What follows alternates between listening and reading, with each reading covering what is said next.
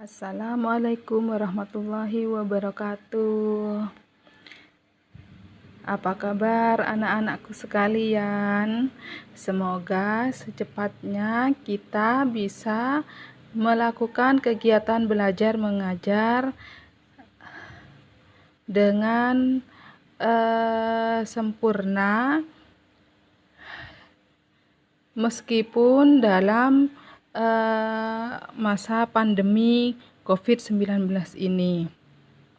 Alhamdulillah, sekarang kita sudah memasuki pembelajaran 4 di subtema 3.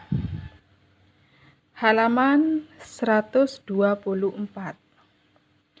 Dibaca dulu.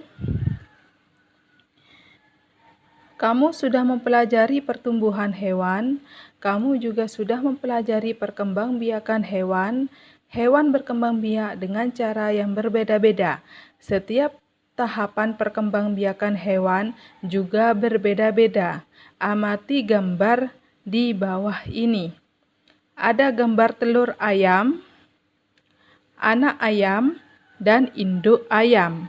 Ada juga gambar kupu-kupu. Nah, ini kupu-kupunya dan ini apa?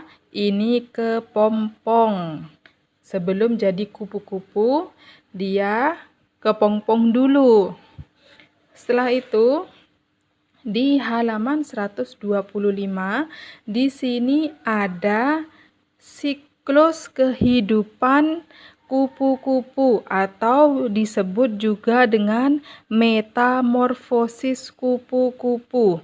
Kupu-kupu termasuk ke dalam metamorfosis sempurna, di mana dalam prosesnya terdiri dari 4 tahap, yaitu yang pertama telur, ulat, kepompong, dan sudah menjadi kupu-kupu. Metamorfosis pada dasarnya merupakan sebuah proses pertumbuhan pada hewan dengan melibatkan sebuah struktur fisik sejak menetas hingga tumbuh dewasa. Nih ya, ini telurnya, setelah itu menetas menjadi ulat dan menjadi kupu-kupu dewasa. Hal ini membuat kupu-kupu memerlukan waktu yang lebih lama dibandingkan dengan serangga untuk berubah dari telur ulat hingga menjadi seekor kupu-kupu dewasa. Gambar di atas menunjukkan daur hidup kupu-kupu. Setelah beberapa hari, telur kupu-kupu menetas menjadi ulat. Ulat memakan daun-daunan sehingga tubuhnya menjadi besar. Ulat mencari tempat untuk berdiam diri dan membentuk kepompong. Setelah itu, tubuh ulat berubah menjadi kupu-kupu. Semua makhluk hidup memiliki daur hidup. Betapa sempurnanya ciptaan Tuhan.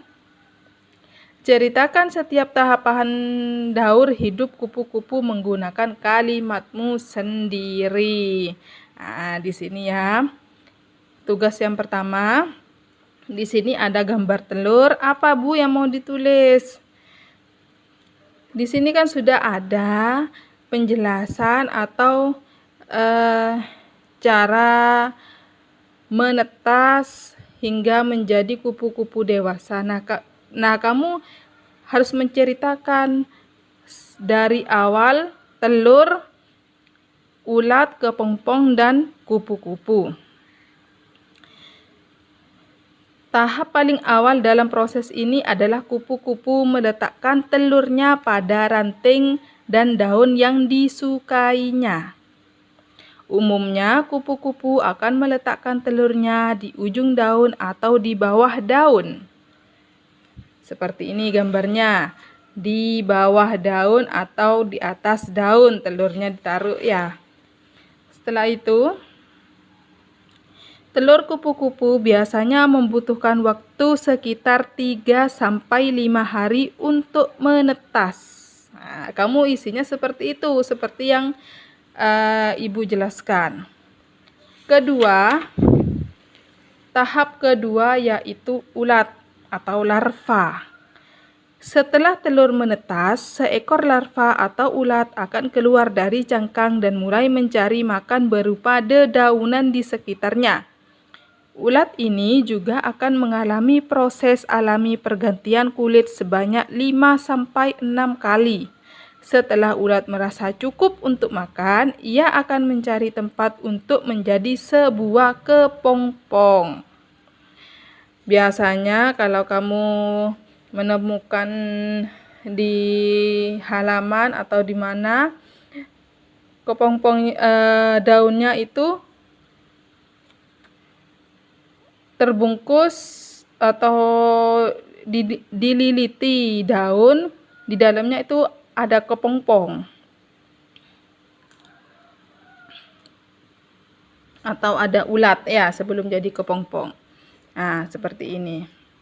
Yang ketiga, kepompong biasanya dibungkus dengan sesuatu yang berwarna coklat dan keras. Kepompong akan berpuasa selama 7-20 hari dengan tidak makan dan tidak minum karena terbungkus badannya.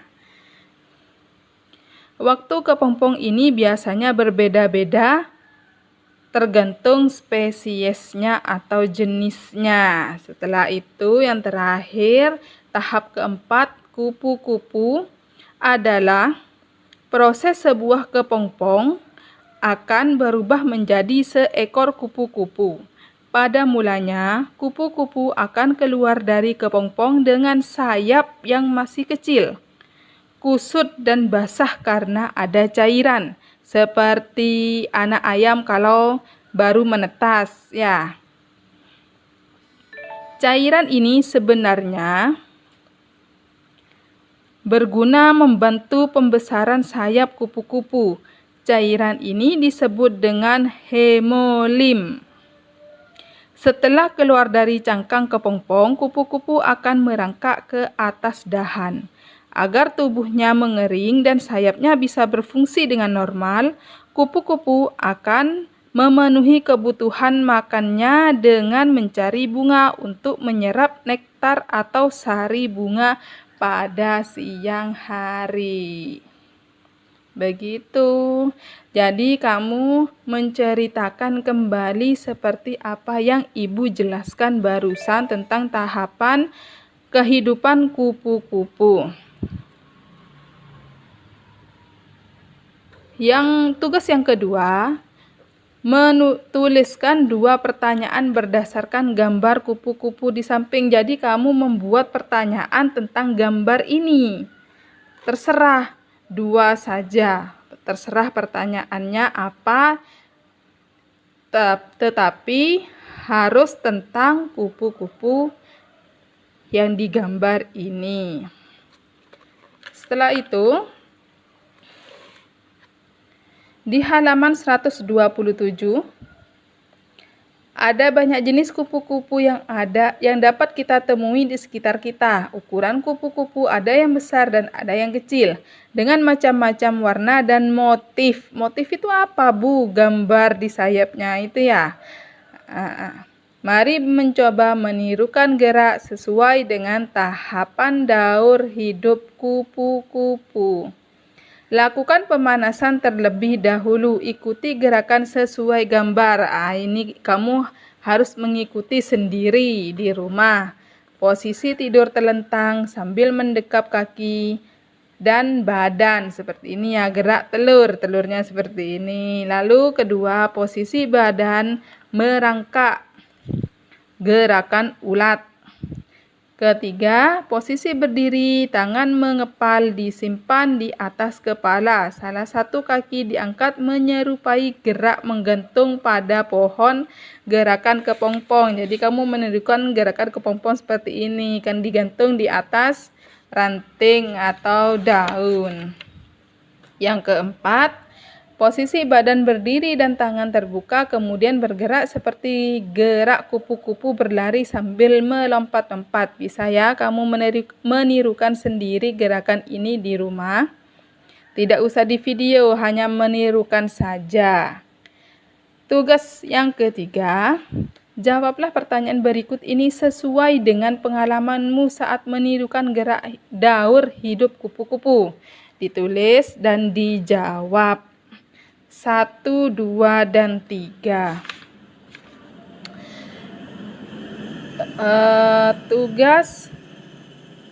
Tugas hari ini dikerjakan di buku yang sudah diambil.